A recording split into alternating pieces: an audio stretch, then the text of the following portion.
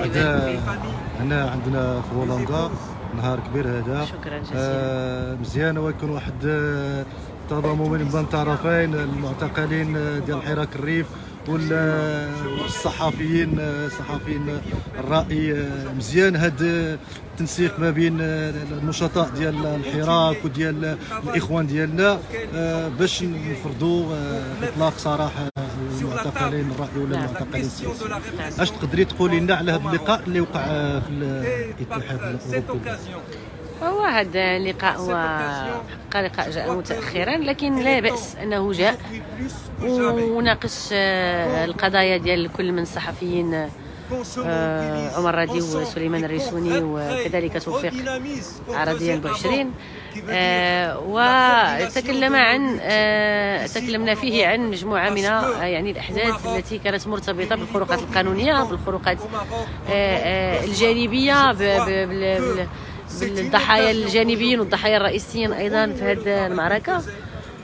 وكان مهم أنه تفتح في الحقيقة مجال للكلام وللنقاش في هذه الملفات، لأن هذه الملفات خدت أبعاد كبيرة وخدت مدى أكبر على المستوى الدولي، كيف ما الملف كذلك الريف، كيف ما ملفات أخرى كانوا فيها عدد ديال الخروقات اللي عطاها سياقها الدولي يعني واحد القوة كبيرة.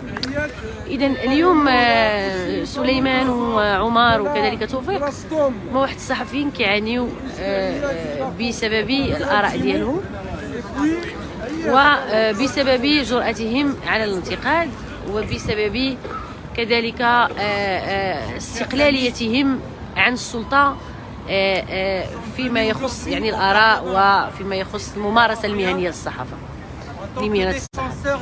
إذا اليوم حنا هنا نناقش شيئا ما، هذا الشيء كنناقشوا اننا هذه الاعتقالات تاع السوفيه ما خصهاش تبقى، كنتكلموا على انه هذا البرلمان الاوروبي هو ملزم انه يكون عنده عين على المغرب وكذلك المغرب في اطار الشراكه، وهذا الشيء اللي دار اليوم هو حقه الصرف وجزء من حقوقه البسيطه في العلاقه مع المغرب.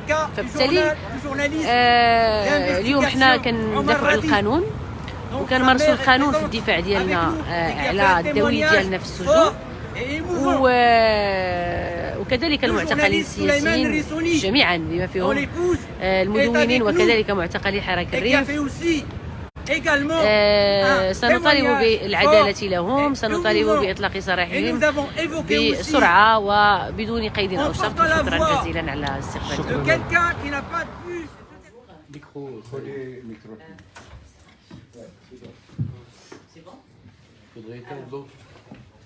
Je salue tout d'abord les distingués députés représentants des peuples d'Europe au Parlement européen, les membres du comité de solidarité à Paris, à Bruxelles et l'ASDOM. Je vous remercie de l'invitation que vous m'avez adressée à participer au débat en tant qu'épouse du journaliste marocain Souleymane Rissouni, détenu arbitrairement depuis à peu près 3 ans. Avant d'entrer dans les détails, je dois souligner que l'homme que je suis venu représenter aujourd'hui est un militant de la cause démocratique, un défenseur intègre des droits de l'homme, est un journaliste honnête qui avait une plume avec laquelle il a critiqué dans ses éditoriaux les agissements des autorités à tous les niveaux en qualifiant un chat.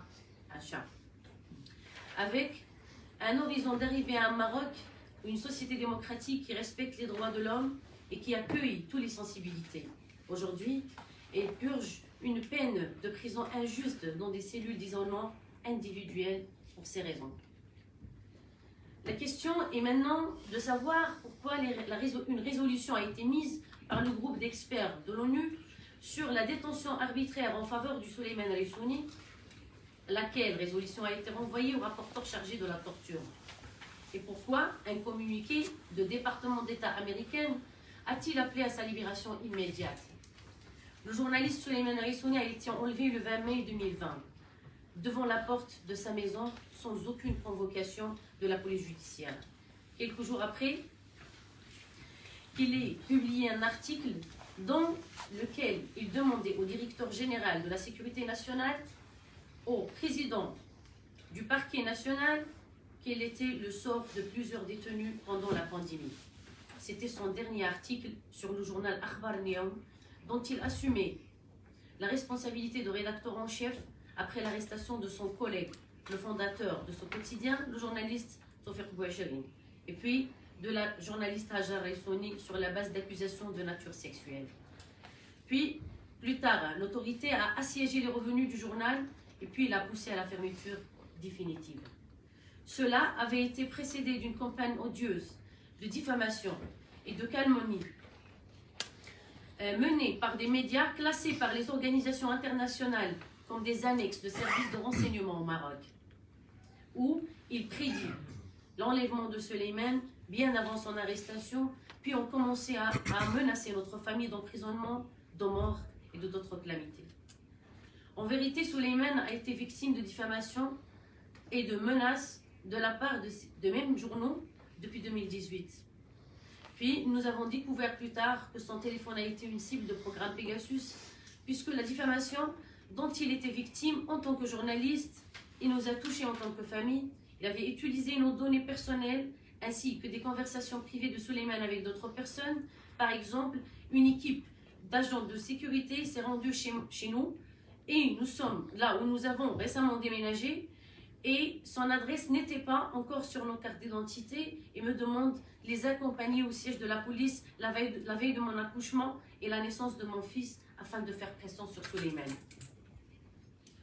Le journaliste Souleymane Raissouni a été privé de liberté depuis la date susmentionnée jusqu'à présent, en raison de son placement en garde à vue et puis en détention provisoire.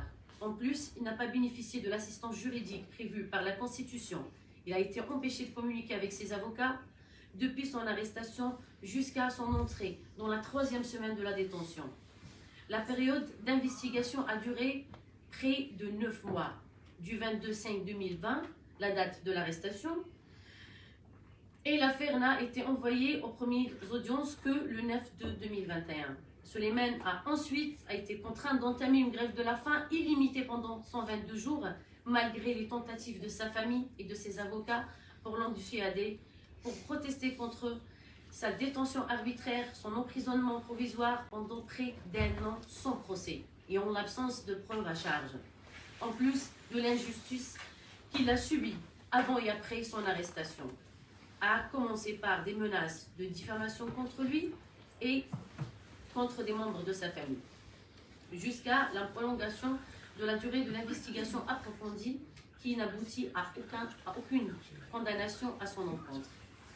Toutes les requêtes de Souleymane soumises par l'intermédiaire de sa défense, en particulier la demande d'entendre des témoins, y compris la femme de chambre qui, selon le plaignant, était présente dans la maison au moment de l'agression, ont été refusées, ainsi que sa demande et celle de sa défense à la cour d'aller visiter et visionner la maison et se rendre compte de la véracité ou des descriptions fournies par le plaignant. En fin de compte, Souleymane a été condamné 5 ans de prison aux premières instances en son absence et l'absence de ses avocats.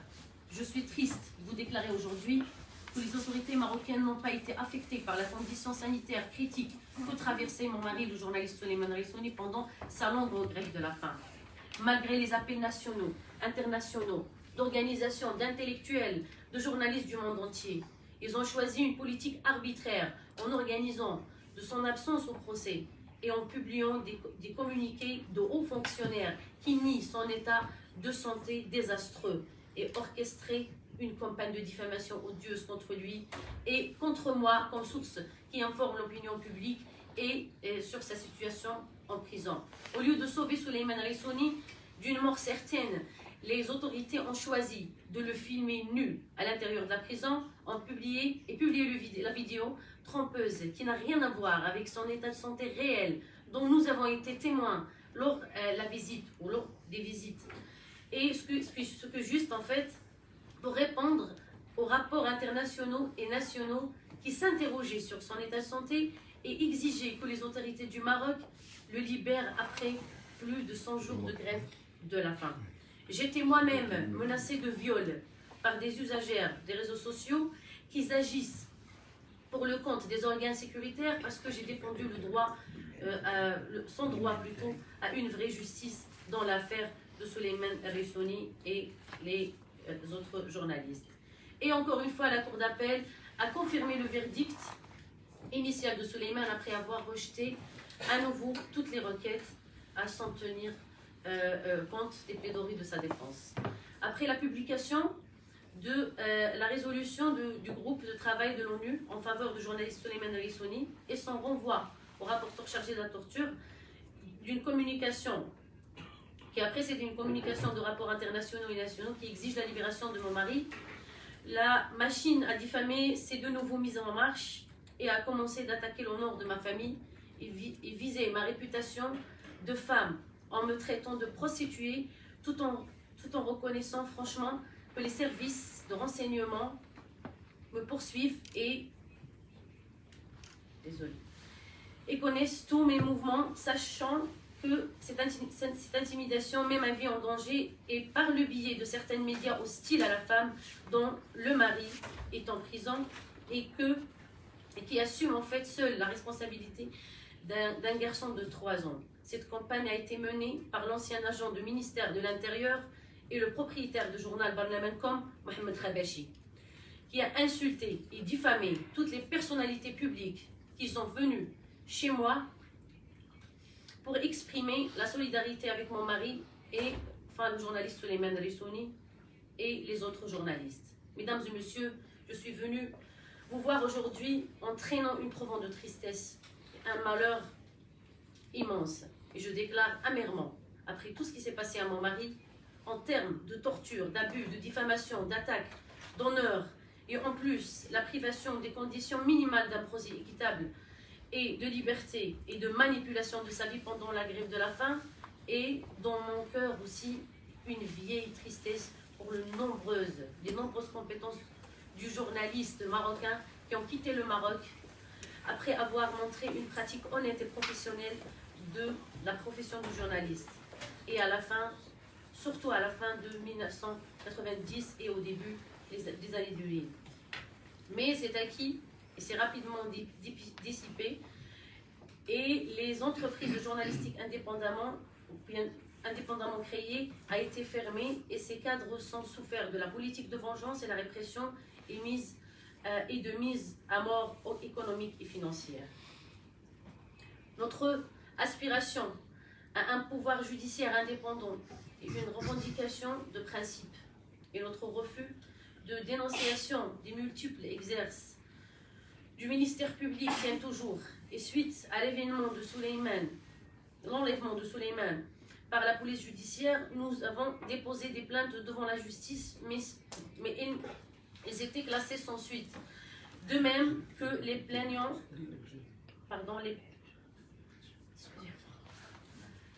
même que les plaintes eux-mêmes déposées auprès du Conseil national de presse ont été accueillies par le silence.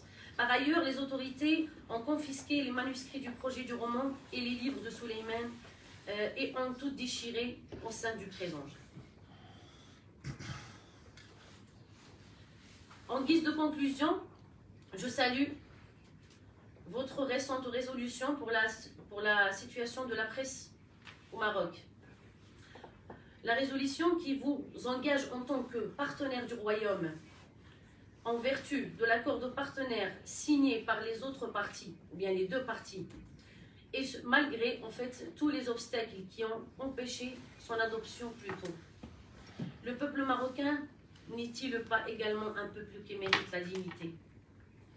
En m'adressant à vous, je réclame la liberté de tous les prisonniers politiques au Maroc, et en tant que femme et défenseur de droits de l'homme, je condamne l'utilisation des femmes dans les dossiers judiciaires en vue de réprimer la liberté d'opinion au Maroc et d'expression, et je salue votre audace de vous constituer partie civile dans l'affaire de corruption qui a affecté votre institution et pour la protéger d'abord et pour la victoire de la démocratie.